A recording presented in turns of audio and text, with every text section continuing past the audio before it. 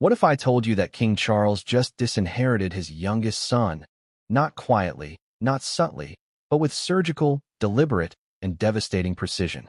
And that when Prince William heard the news, he didn't flinch. He didn't pause. He laughed. But here's the twist. This wasn't some emotional family spat. It was a cold, calculated financial exile. And it wasn't just about the money. It was about the legacy, the institution, and the growing belief that Prince Harry and Meghan Markle were, in the eyes of the crown, parasites. Before we continue, please hit the like button, subscribe to the channel, and turn on the notification bell for updates. Does that sound brutal? That's because it is. But that's just the beginning. Because behind this headline, behind the shocking, whispered reports leaking out of royal corridors and palace legal teams, is a story of betrayal, strategy, entitlement, and power. The kind of story that makes you ask, how did it all unravel so spectacularly? Where did it really begin, and why did it end now? Let's set the scene. It's late October 2025. A private meeting is called at Clarence House.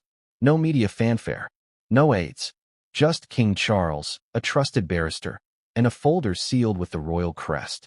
Inside, documents related to the future structure of the sovereign's private estate, rumored to be worth upwards of $770 million. That includes everything from Balmoral to Sandringham, offshore investments, trust funds, inheritance structures, and most crucially, provisions for succession and future disbursement. One name is absent, deliberately. Prince Henry Charles Albert David. And not just absent, removed. Cleanly, permanently, legally. It's not a symbolic gesture. It's not palace theater. It's a financial death sentence, the kind that reverberates for generations. Harry and Meghan? Gone from the will. Gone from the sovereign's private inheritance structure. Gone from trust fund access. Their children? Non-beneficiaries. And according to sources close to the palace, when Prince William was quietly informed days later during a walk through Windsor grounds, he gave a short, sharp laugh and said 5 words, "About time." He earned it. Now pause. Ask yourself, what kind of royal family drama leads a future king to laugh at the total exclusion of his own brother? Was it about Netflix? Was it about Oprah? Or was it something far deeper? Something that cracked the invisible bond between blood and crown? To understand why King Charles swung the axe now, and why the sound of it made William smile, we need to rewind the clock.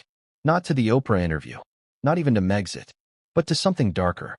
A deeper rot that began the moment Harry and Meghan misunderstood what royalty really is. Because here's the uncomfortable truth the tabloids never explain. Royal life isn't about fame. It's not about fashion. It's not even about popularity. It's about duty. It's about sacrifice. And most of all, it's about power, the kind that moves silently, embedded in old families, ancient institutions, and unspoken agreements. And when Harry and Meghan walked away from all that, they didn't just leave behind a title. They triggered a slow-moving institutional war, one they didn't understand, one they thought they could win. At first, the palace was silent. The firm played the long game, and the world watched as the Sussexes built their own brand, far from the control of the crown. They signed deals. They gave interviews. They filed lawsuits. They hosted A-listers.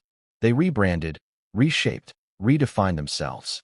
But while the world was watching Hollywood, the palace was watching the ledgers. Because in the world of royalty, money isn't just currency, it's control. And when the heir to the throne becomes a liability, when the family name is commercialized, when trust is broken publicly and privately, well, that's when the knives come out. What few people realized is that King Charles had been laying the groundwork for this decision since 2021. That's right. Long before the podcasts, long before the book deals, long before the Archewell controversies, the monarch's legal team began re-evaluating inheritance structures. Quietly, discreetly, ruthlessly. This wasn't about revenge. It was about containment. Because Harry's actions weren't just seen as rebellious. They were seen as dangerous. Dangerous to the reputation of the monarchy. Dangerous to the stability of the firm. And most dangerously of all, dangerous to the perception of legitimacy surrounding the sovereign's fortune. Think about that.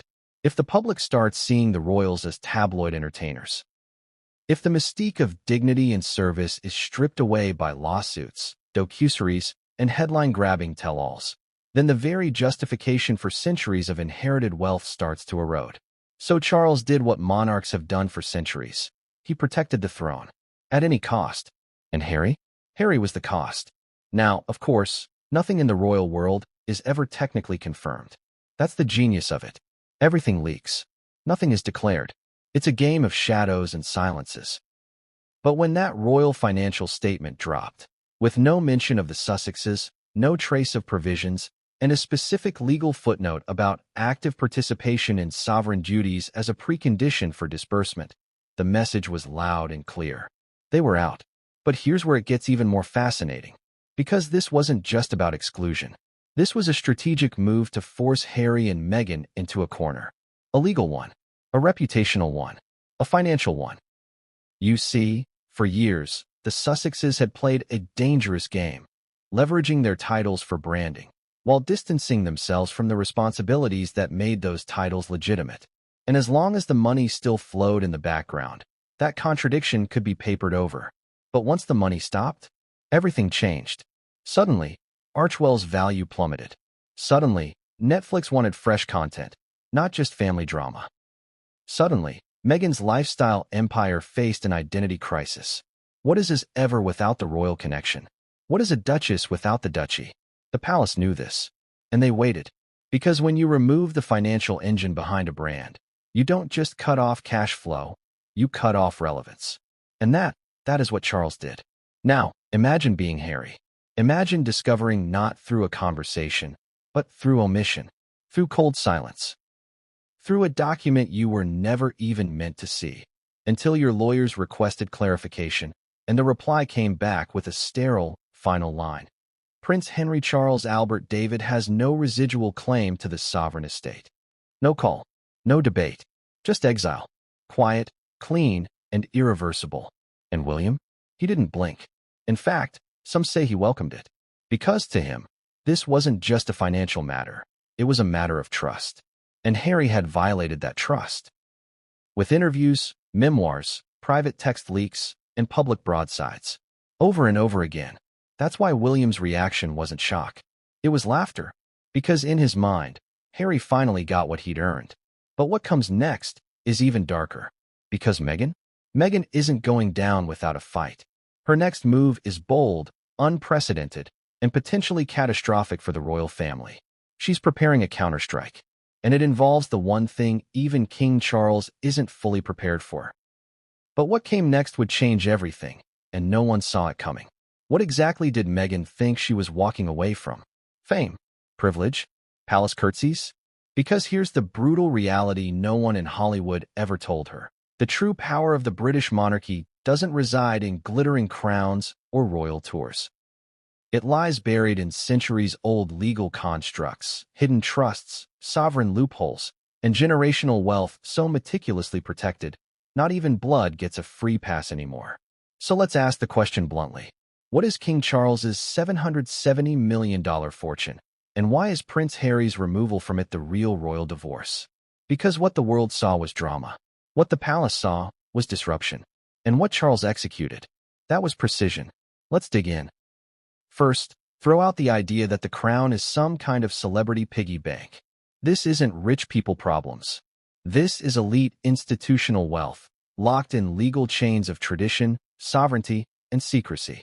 The number, $770 million, isn't just a pile of cash. It's a fortress. And here's where it gets fascinating.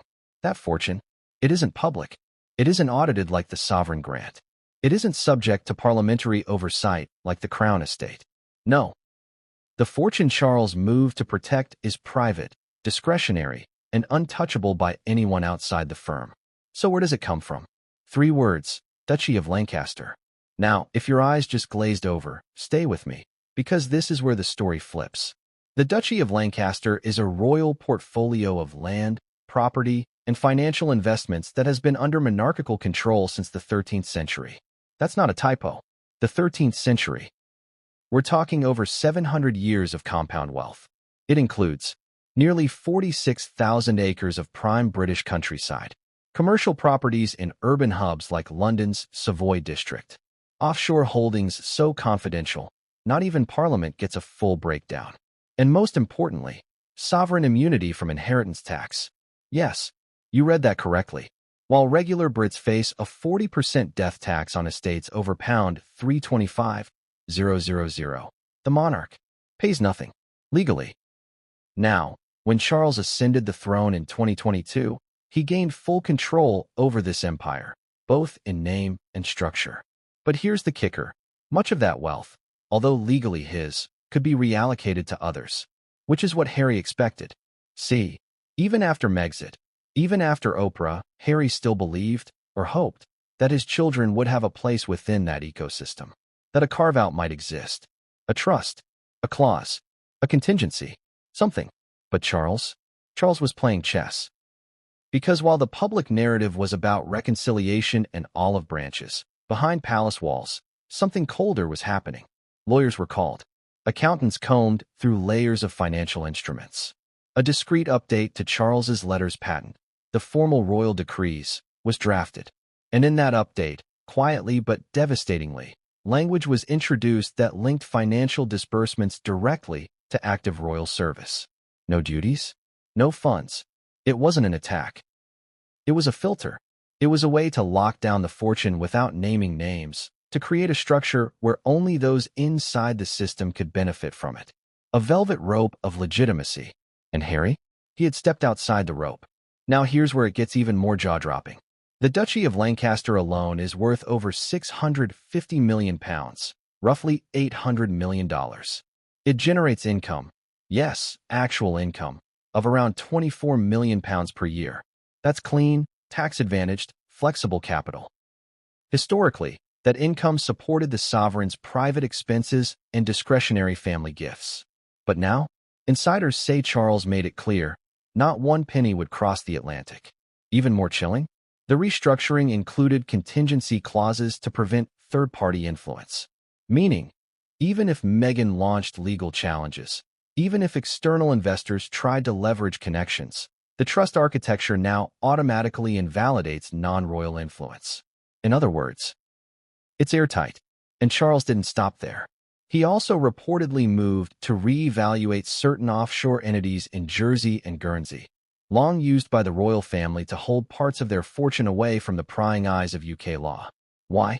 Because Harry and Meghan had begun signing with major entertainment houses, Netflix, Spotify, Penguin Random House, and Charles's team feared those partners might, indirectly, seek to influence royal assets through branding, storytelling, or soft diplomacy. The fix? A revised clause was reportedly introduced that explicitly bans beneficiaries of royal funds from engaging in commercial activity that exploits sovereign imagery, title, or identity without express approval. Guess who that clause just disqualified? Exactly. You might be thinking, but wait, didn't Harry already walk away from the royal purse when he stepped back from official duties? Yes and no. Here's the twist. Stepping back from taxpayer-funded duties was one thing. But private royal wealth, that was still in play. And for a while, Charles let it slide. Until now. So what changed? Sources close to palace staff say the final straw came in early 2025, when the king was shown a confidential Archwell branding deck, quietly shared with investors, that framed the Sussex identity around modern royalty untethered from outdated structures. That phrase, untethered from outdated structures. That, reportedly, was the moment Charles said, enough. Because for a monarch already under pressure to modernize the institution, with Republican rumblings growing in Australia, the Caribbean, and even parts of Scotland, the idea of his son selling royalty light to Netflix while the public footed security bills was intolerable. So he moved.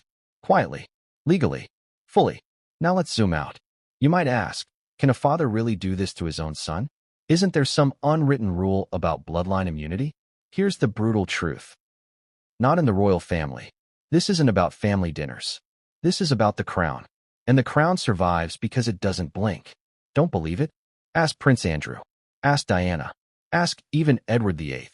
The moment you become a threat to the institution, you get trimmed like deadwood. So Charles did what his mother taught him. Protect the monarchy, even if it meant losing a son. And William? William didn't just support it. He encouraged it. Because William knows something Harry forgot. There is no future for the monarchy if the brand becomes a reality show. That's why William's reaction wasn't sadness. It was laughter, not because of cruelty, but because, to him, the move restored order. But now the battlefield shifts. Because Meghan has seen the documents. She knows the clause. She knows the trust structures. She knows the door has been slammed shut. And in private, according to a well-placed source, she's furious. Because Harry didn't just lose money. He lost legacy. Their children, Archie and Lilibet, will now grow up entirely outside the sovereign inheritance stream. No access to duchy revenues. No carve-outs. No special provisions. And for a woman who once imagined herself raising a new generation of royal changemakers, that's more than a snub. It's a message. But what message will Meghan send back? Because insiders say she's already preparing something explosive, and it involves the one figure even Charles can't erase from the public imagination. Diana. And what she's planning? Well, let's just say it could drag the royal family into a PR war they're not ready for. But the most shocking move of all hasn't even happened yet. And when it does, it will make this financial excommunication look like child's play. She thought she was escaping. He thought he was rewriting the rules. But what they really did was ignite a cold war inside one of the most powerful institutions on Earth. Because when Harry and Meghan walked out of the royal family in January 2020, smiling, waving, and full of buzzwords like financial independence, modern monarchy, and space to grow, they didn't just step away from tradition. They detonated the foundation of an ancient, carefully maintained structure. And for that, the House of Windsor would never forgive them. But here's the part that rarely gets told. What looked like a personal decision was actually a corporate betrayal. A betrayal of the firm. Now, if you're thinking, wait, what do you mean corporate? It's the royal family. That's exactly the problem. Most people see castles, tiaras, balcony waves. They don't see the boardroom. They don't see the bureaucracy. They don't see the machine behind the monarchy. Because make no mistake, the British royal family isn't just a family. It's a multi-billion-pound enterprise. It's a brand, a business, a hierarchy of power held together by centuries of rules, rituals, and legal boundaries. And when Meghan and Harry made their exit, or as the press dubbed it, Megxit, they didn't follow any of those rules. They didn't consult the palace. They didn't warn the Queen. They didn't negotiate terms through private courtiers, legal channels, or royal advisors. They just posted it. A slick website, a glossy statement, a surprise Instagram drop, and suddenly, the entire royal family was blindsided, live.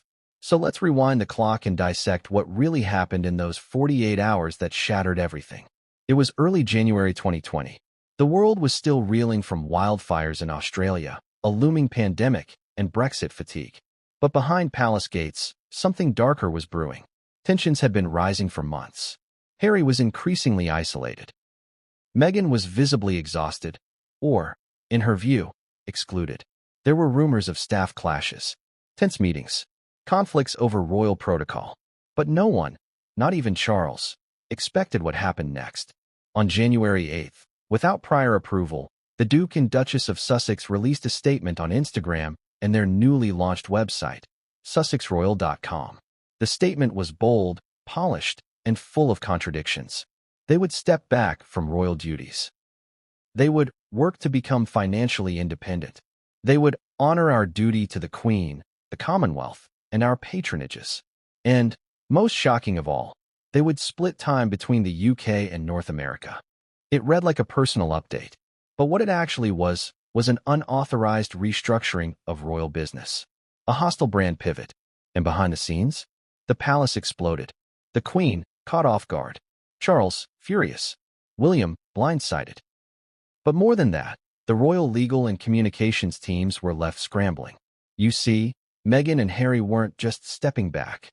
They were attempting to rebrand their roles on their own terms, bypassing centuries of royal precedent and hierarchy. That had never been done before, not even by Edward VIII, who at least abdicated with formalities in place. This was rogue, and the firm, the invisible engine that runs the monarchy, had no choice but to react. Fast. Within days, an emergency summit was called at Sandringham. The Queen, Charles, William, and Harry met privately, while aides and lawyers worked overtime to draft new frameworks. What followed was the now infamous Sandringham Agreement, a hastily cobbled-together deal that tried to contain the fire. Here's what it said. Meghan and Harry would no longer use their HRH titles. They would step down from official royal duties. They would repay public funds used to renovate Frogmore Cottage. They would not represent the Queen in any capacity. Sounds clean, right? Wrong. Because what wasn't said, but deeply understood by every insider, was that Meghan and Harry had broken the cardinal rule. Never outshine and never blindside the monarch. From that moment on, Charles's trust in Harry began to rot. And for William, it was personal. Behind closed doors, he reportedly called it an insult to the crown. Not just because of the stunt, but because of what it implied. That Harry and Meghan believed they could operate outside of the monarchy while still trading on its prestige. And that was the beginning of the real war. Now here's where the story deepens. Because while the world was obsessing over whether Meghan had been mistreated, or whether the tabloids were unfair, or whether Harry was just following his heart, inside royal corridors, the questions were very different. They weren't asking, why did he leave? They were asking, what does he know? And who is he telling? You see, Harry wasn't just a disgruntled royal. He was a former senior working royal with intimate knowledge of security protocols, diplomatic relationships, Commonwealth strategy, and, most sensitive of all, financial arrangements. And with Meghan entering Hollywood circles, the fear inside the firm was that private royal information might be used, intentionally or not, as content, branding, or leverage. This is when Charles began consulting his legal counsel on restructuring the family's private financial network. Because if Harry and Meghan were now a separate entity, they had to be treated like one, cut off from the family accounts, removed from discretionary funding pipelines, and most crucially, excluded from future disbursement plans. It wasn't revenge. It was insulation. Insiders say the Queen was heartbroken. Charles, however, was methodical. He began the process of removing Harry from succession-related trust documents and ensuring that the financial independence Harry sought would become brutally, irrevocably real. But here's the contradiction. Even after leaving, the Sussexes continued to operate as quasi-royals. They kept the Sussex title.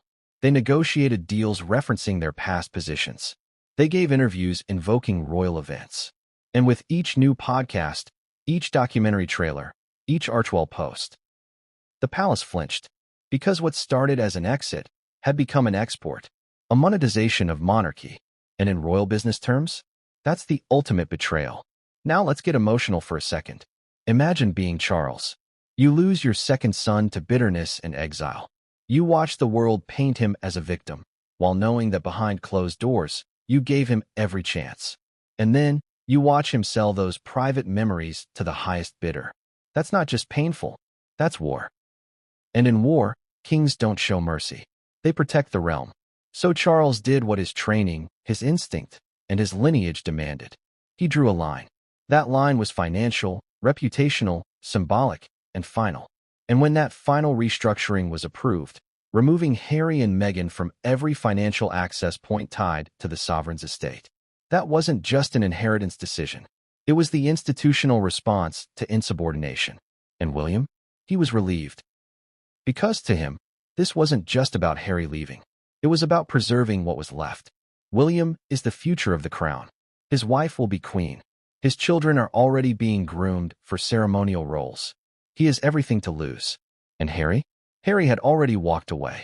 In William's view, he chose this. But Meghan? She saw it differently. Because in her mind, they didn't abandon the firm abandoned them. And in that emotional contradiction lies the next chapter. Because Meghan isn't done. She's still building, still branding, still pushing.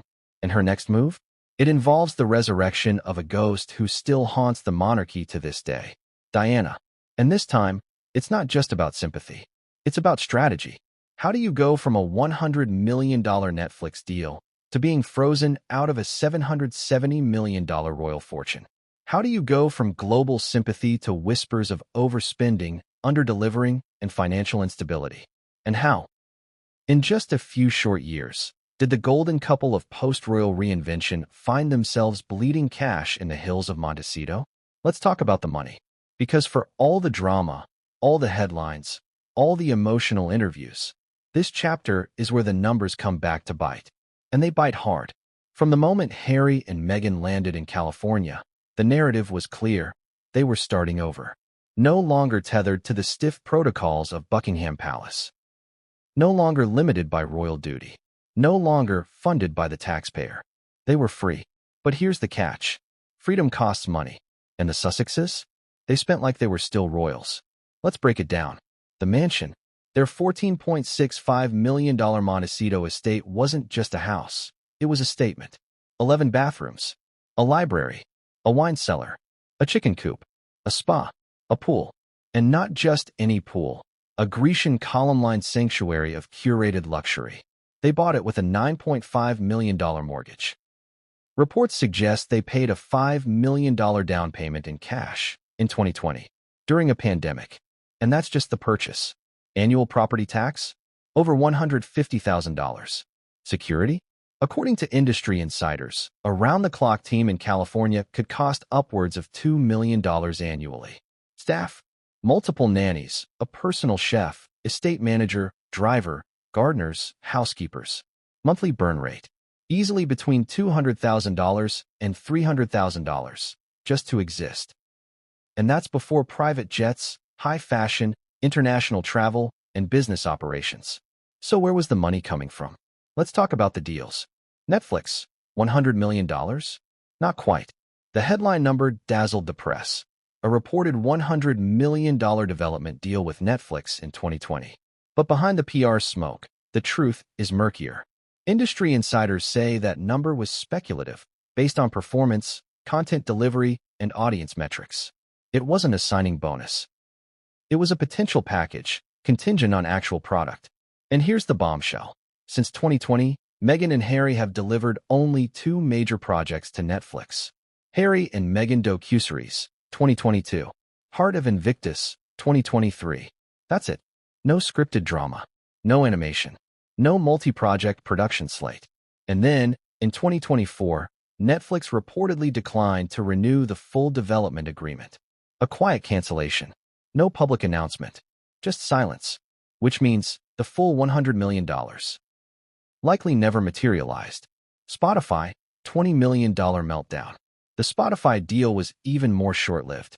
Billed as a multi-year partnership to create exclusive podcasts, it produced just 1 season of Meghan's show, Archetypes. 11 episodes. Guest stars. High production value.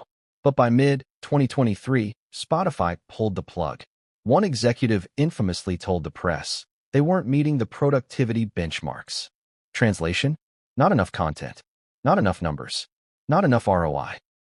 And so, a $20 million deal died. Quietly. Publicly embarrassing. Privately catastrophic. Because that deal, and the prestige attached to it, had been used to justify other partnerships. Once it collapsed, so did confidence. Penguin Random House, the Spare jackpot. One bright spot. Spare, Harry's memoir. That book sold over 3.2 million copies in its first week alone. A staggering publishing success. A global conversation starter. And yes, a payday, but even that had limits. The book deal, reportedly worth up to $20 million, was spread across 4 titles, not one. The advance on Spare was likely $10 million. Still massive, but not bottomless. And now? What's the second act? Where's the follow-up? Because here's the thing about memoirs. You only get to sell your story once. And Harry already cashed in. Legal fees, the hidden drain. Add to that a flood of lawsuits. The Mail on Sunday. The Mirror Group. The UK Home Office over security. Multiple defamation threats. Privacy challenges. Legal analysts estimate the Sussexes could be spending millions annually on litigation and legal teams, both in the UK and the US. And the returns? Mixed. One lawsuit brought Harry £140,000 in damages, but likely cost over £1 million to fight. Another was dismissed. And the case against the UK government over security? Ongoing and expensive. This isn't just PR. It's a legal war chest that has to be constantly replenished. Brand building. Archwell, or Archie-Fail. Then there's Archwell, the nonprofit and production company hybrid that was supposed to power the Sussexes' post-royal identity. But ask yourself, What has it actually produced? Yes, there have been grants. Yes, there have been partnerships. But the branding is muddy. The mission unclear. The buzz fading. Internal reports suggest turnover has been high. Several key staffers have departed. Public records show that charitable donations have been respectable, but not earth-shattering. And the content division? Running on fumes. Because without Netflix or Spotify, Archwell has no major distribution deals. No fresh content. No new shows. It's a castle without a kingdom. The public backlash. And all of this spending, all of this financial noise, comes with a price Meghan didn't anticipate. Sympathy fatigue. At first, they were underdogs, escaping an outdated institution, fighting for their voice. But now, critics say they're just another celebrity couple chasing relevance. And nothing accelerates backlash like overexposure without results. The public and the press started asking tough questions. Where's the transparency? What are they actually doing? Are they visionaries or just playing victims with a black card? And that question is the one Charles seized on. Because for years, he had tolerated the ambiguity, hoped for a reconciliation, waited for maturity. But as the headlines grew louder, the deals fell apart, and the spending ballooned, the monarch made a decision. He would not fund instability. He would not bankroll lawsuits. He would not subsidize a brand that mocked the institution he spent his life preserving. So he moved. And Harry? Harry didn't see it coming. Because here's the emotional contradiction at the heart of this chapter. Harry thought stepping away from the monarchy was the end of control. But in reality, it was the beginning of vulnerability. Because as long as he was inside the system, he was protected, guided, shielded, backed by a machine older and more powerful than he understood. But once outside, the Netflix deals don't last. The podcasts get canceled. The PR turns cold. And the mansion in Montecito? It gets lonelier by the day, especially when you check your bank statements and realize the pipeline has gone dry. But what happens when Meghan realizes that financial isolation wasn't the worst part? What happens when she discovers that William isn't just laughing from a distance, but actively shaping the next stage of exile? Because in the next chapter, the coldest move comes not from Charles, but from the brother Harry once swore would protect him. No fanfare, no speech, no press release, no Instagram statement, just a letter, one envelope, delivered by hand, written in cold legal prose, and carrying the full weight of the monarchy. This wasn't a family note. This was a sovereign decree. And when it arrived at the Sussex residence in Montecito, slipped not through a gold-plated royal messenger, but by an international courier in a plain gray car, the message was clear. You're out. Forever. So what exactly did that letter say? Let's reconstruct what we know and what we've heard from well-placed sources inside the palace legal machinery. It began with protocol, by instruction of His Majesty the King, formally addressed to Prince Henry Charles Albert David, Duke of Sussex, a copy marked for legal counsel and another, crucially, for estate administration. The subject line? Disposition of non-beneficiary status, sovereign private estate instruments. And that one line, cold as it sounds, sent a seismic shock through every hope Harry might have harbored. Because the key word wasn't just non-beneficiary. It was disposition. That meant action. That meant decision. That meant finality. But let's pause here. Because to understand why this letter mattered so much, why it was more brutal than any headline or interview or tabloid hit piece, you need to understand what it wasn't. It wasn't emotional. It wasn't dramatic. It wasn't even surprising to palace insiders. It was surgical. This was the moment years of silent resentment, strained phone calls, ignored invitations, leaked memoir drafts, and Netflix soundbites finally coalesced into action. And that action was legal. The letter outlined 3 core points. Full disinheritance from private trust instruments. It explicitly stated that Harry, and by extension his family, would not be included in any private royal trust managed by the sovereign estate. This means no access to discretionary funds, emergency financial vehicles, or confidential inheritances held outside the public eye. Translation? No rainy day royal money. No backdoor bailouts. No special carve-outs for grandchildren. Not even a whisper of it. Termination of contingent allocations. You see, even when Harry left the family in 2020, there remained contingent allocations. potential inheritance provisions that could apply under certain future conditions, reconciliation, re-entry into royal duties, etc. The letter confirmed, those were now terminated. Inheritance was no longer a door left ajar. It was locked, bolted, and buried. Revocation of royal financial representation. This one might seem minor, but it was devastating. Harry would no longer be represented in any sovereign family financial planning. Not just cut off, erased. His name? Removed from future planning documents. His profile? Purged from internal disbursement frameworks. Meghan was never included. But Harry? Now officially, permanently removed. Sources say the language was clinical. No anger. No emotion. Just closure. And the signature at the bottom? Charles R. Now pause. Can you imagine reading that? Not just as a prince, but as a son.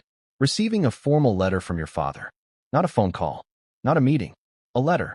And in that letter? You're not addressed as my dear boy. You're not given the dignity of context or warmth. You're given legalese. You're given finality. Harry was stunned. He didn't cry. He didn't shout. According to insiders, he went silent. For hours, he walked the grounds of their Montecito estate alone. Not speaking. Not even to Meghan. Holding that letter in one hand. Rereading it over and over.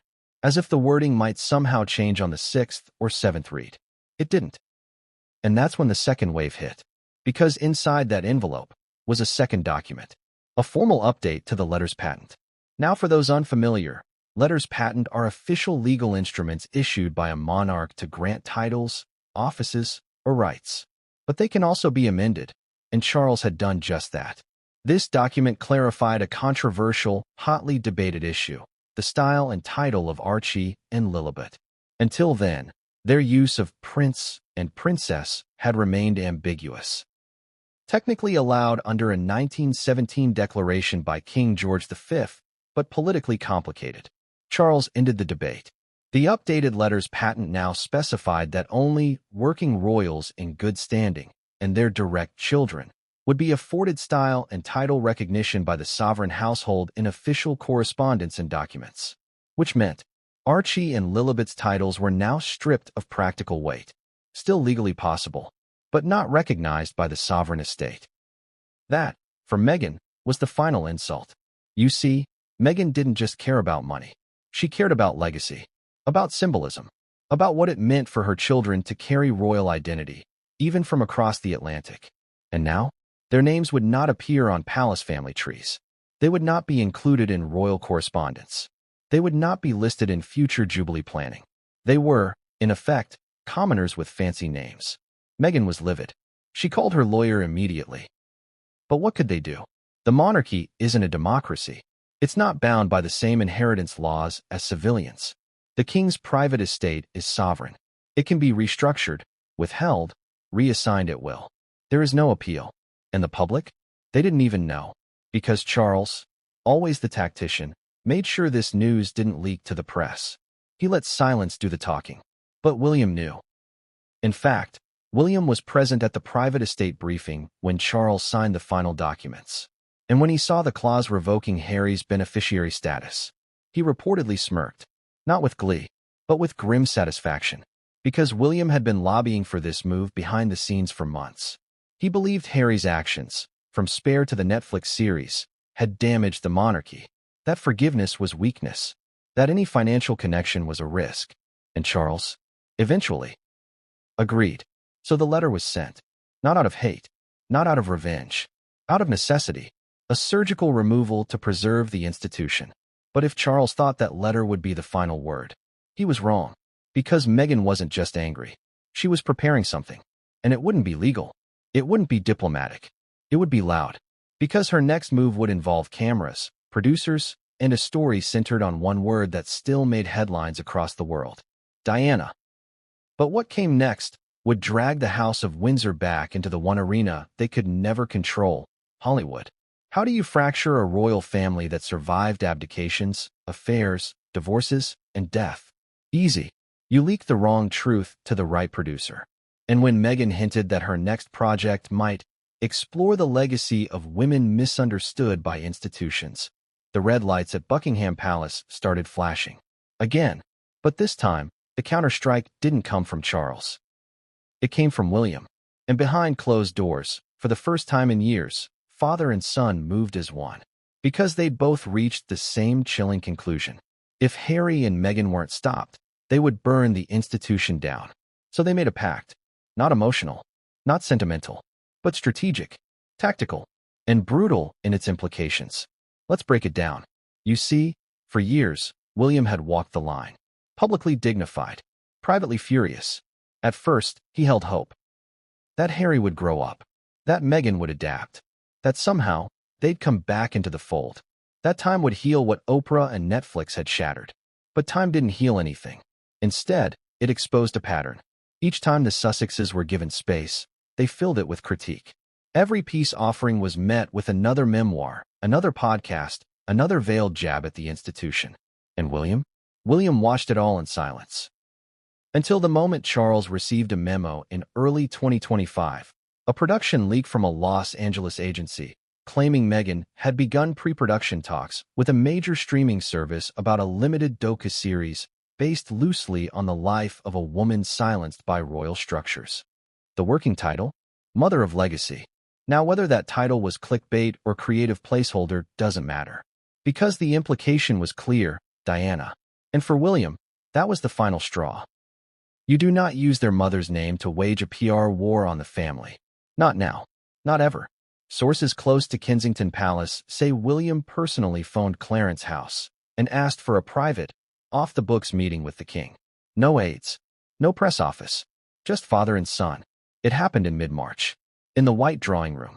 An hour after Charles returned from an event at the National Trust. They sat down. No small talk. And according to someone who overheard snippets through the corridor, it was quiet, but sharp. The kind of quiet where every word cuts. William laid it out. He told Charles that the palace had been too passive, too patient, too diplomatic, that Harry wasn't coming back, that Meghan didn't want reconciliation, she wanted revenge. And the only way to protect the crown was to remove the Sussexes permanently. From the estate, from the line of duty, from internal documents, from the future. And Charles? He agreed. Because this wasn't just family anymore. It was containment. So the pact was formed. It wasn't signed, but it was real. From that point on, all estate decisions would be run through both sovereign and heir. Harry would be denied all financial residuals. Archie and Lilibet would not be recognized as working royals. And any attempt by the Sussexes to commercially leverage the royal brand would be met with coordinated legal obstruction. The goal? Starve the brand. Isolate the message. Reclaim the narrative. And just like that, William and Charles became a team. It was the first time in years they operated in sync. Because, if you rewind the clock, their relationship hadn't always been so aligned. William, the dutiful son, once quietly resentful of Charles's parenting style, especially during Diana's final years. Charles, the overscheduled monarch-in-waiting, whose bond with his eldest had been more formal than affectionate. But Harry changed that. His departure, his interviews, his memoir. They gave father and son a common enemy. And enemies unite. Now let's go deeper. Because this wasn't just a strategic alliance. It was a rebalancing of the royal power structure. For decades, Charles had been the gravitational center of the family's future. But now, William was ascending in influence, not just symbolically, but operationally. He began sitting in on estate meetings, reviewing press strategies, even suggesting title shifts. And it was William, not Charles, who reportedly recommended freezing out all non-essential communications with Harry. No more messages, no more leaks, no more half-hearted Zoom calls, he allegedly said. If they want a war, they'll fight shadows. And fight shadows, the Sussexes did. Because as the silence from the palace grew, Meghan's frustration spilled into her private circle. Rumors began surfacing that she felt cut off, disrespected, even punished. She was right. That was the point. And it was working. Media coverage began shifting. Where once the Sussexes were darlings of liberal editorial boards, now even former allies began asking tougher questions. Where was the content? What happened to the activism? Why all the lawsuits? And meanwhile, William's public profile was skyrocketing. He was seen at charity events, climate summits, youth initiatives. Catherine was celebrated for her fashion diplomacy. The children, George, Charlotte, and Louis, became global sensations after a carefully curated behind-the-scenes special aired in spring 2025. It was no accident. That special, reportedly greenlit by William as a counter-programming move against the Sussex narrative. And it worked. While Meghan flirted with Diana's legacy, William owned it. Photos of him visiting Diana's old charities circulated like wildfire. He took George to walk the streets of Kensington. He gave a rare interview, saying, "My mother taught me the meaning of service. That's what I try to pass on to my children." Mic drop. And while the Sussexes talked about being misunderstood, William and Charles acted like royalty. So the media slowly pivoted. And the Sussex brand? It began to feel dated. But here's the twist. Meghan knew what they were doing. She saw the counter-narrative building, the cold legal maneuvers, the coordinated silence. And that's when she made a call to a Hollywood fixer, not a publicist, a fixer. Someone who'd worked with celebrities in crisis, political campaigns, scandal management. Because Meghan wasn't preparing a Diana tribute anymore. She was preparing a counterattack. And it would involve unreleased recordings, private diaries, a global sit-down with a shocking twist, and a surprise guest no one expected. But even she couldn't anticipate what would leak before that interview aired. Because a private WhatsApp group used by royals and cousins, known to insiders as the Firm Thread, was about to be exposed. And in it, a voice note from William, laughing, mocking, saying 6 words that would go viral the moment they were transcribed. They wanted independence, now they've got it. And when that leak hit the press, the internet exploded. Was William cruel? Or just honest? Was this proof of palace plotting? Or just the final confirmation that Harry had been shut out, by blood, by duty, and by design? The world picked sides. And Meghan? She went silent for 72 hours. No posts, no interviews, no statements. But when she reappeared, she was sitting in a Los Angeles soundstage. Cameras on, hair perfect, a blank notebook in front of her. And the host, one of America's most feared interviewers, leaned forward and said, "Meghan, are you ready to tell us what really happened?" They wanted independence, now they've got it. 6 words. That's all it took. A chuckle, a pause, and a moment of careless truth. Leaked from a private WhatsApp group meant for family eyes only. Shared in confidence. Now plastered across headlines from The Times to TMZ. But was it cruel? Or was it just the cold reality of a future king taking control? Let's rewind. The message, a 23-second voice note allegedly recorded by Prince William himself, was never meant to see daylight. It was part of an informal group chat used by younger royals, cousins, and trusted aides, created during the pandemic. Originally full of emojis, light gossip, birthday messages, and photos of royal children at play. But over time, it changed, especially after Spare, after the Netflix series, after Harry's scathing accusations about William, Camilla, even Kate, claims of screaming matches, physical altercations, silent rifts, and tears at dress fittings. The chat grew colder, less playful, more tactical.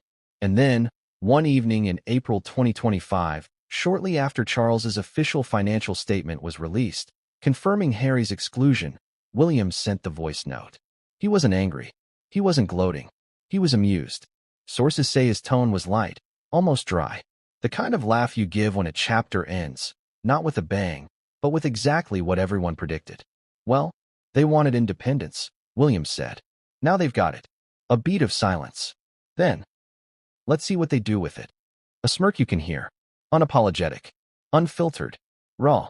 Within 24 hours, someone in the group, still unknown, forwarded the audio. First to a friend, then to a journalist. And by the next morning, it was everywhere. Clipped, edited, memed, subtitled, analyzed, overanalyzed. And suddenly, the entire world was debating a prince's laugh. Some said it was callous, a sign of the monarchy's emotional rot, proof that William had lost his compassion, that the Windsors were cold to the core. Others argued the opposite, that it was human, honest, a long-suffering brother expressing quiet exhaustion after years of media chaos, betrayal, and endless olive branches burned to ash. So which was it? Let's step into William's shoes for a moment. Here's a man who grew up with cameras in his face, tabloids dissecting his parents' collapse, his mother's death, his father's affairs, and his brother's implosion. A man trained not to react, not to speak, not to cry in public. And yet, after everything, he watched his only sibling tear into the family again and again while playing the victim card from a Montecito mansion. He heard Harry claim he was physically attacked. He read Harry's words describing him as his arch-nemesis. He saw Meghan compare their royal experience to a prison sentence, then sign million-dollar deals to relive it for Hollywood. So when William found out that Charles had officially cut Harry off from the royal fortune, of course he laughed. Not with joy, with relief, with finality, because the one lingering thread, the what-if, that haunted the palace, had been snipped. There would be no last-minute reconciliation, no surprise titles restored, no secret trust fund checks signed in a quiet side office of the duchy. That laugh, it wasn't just personal, it was political, because William is no longer just a brother. He's the heir, and heirs don't have the luxury of sentiment. They have institutions to protect, symbols to preserve, legacies to shape. And that's why, even after the leak, William didn't apologize. He didn't deny it. Kensington Palace released a single statement. We do not comment on private communications between family members. No denial, no spin, just silence. And that silence was intentional, because William wasn't afraid of the fallout. He wanted the world to see that he was done playing nice. But Harry? Harry saw it differently. According to sources close to the Sussexes, he was devastated. Blindsided. Not by the exclusion, he had expected that, but by William's reaction. By the laugh. Because somewhere inside, Harry still believed his brother might understand, might empathize, might forgive. Instead, he mocked him, and that hurt more than the money. Meghan, on the other hand, saw it as confirmation of everything she'd warned Harry about. She reportedly told friends, this is who they are, always have been, cold, ruthless, image-obsessed. And in that moment, the two Sussexes diverged emotionally. Harry mourned. Meghan strategized, because she saw an opportunity, and this time, she wasn't going to wait. You see, the leaked voice note did more than make headlines. It ignited Meghan's comeback. Within 72 hours, her team had pitched a new concept to two streaming giants. Not a documentary, not a drama, but a live interview. No filter, no producers, just Meghan, on camera, one-on-one with a media titan. And the proposed title? The laugh heard around the world. That's how fast she moves. And yes, some called it opportunistic, performative, another media grab. But others? They were curious, because behind the rehearsed poise and polished branding, there was still a question. What does Meghan really feel? About the crown? About Harry? About William? About Diana? About it all? And with that voice note fueling global speculation, the appetite for answers had never been higher. Meanwhile, inside the palace, the tension spiked. Charles was furious, not at William, but at the leak. Security was tightened. Internal audits were launched. Staff phones were quietly checked. Legal letters were drafted. But William? He didn't flinch. Privately, he told aides, I said what I said. I won't grovel.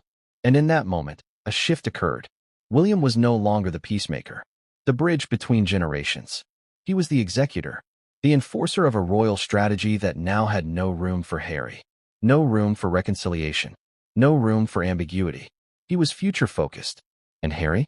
Harry was past tense. But the past has a way of haunting the present. Because as Meghan prepared for her on-camera moment, styled, rehearsed, eyes gleaming, she had one last trick up her sleeve. Something no one saw coming. A diary. Not hers. Not Harry's.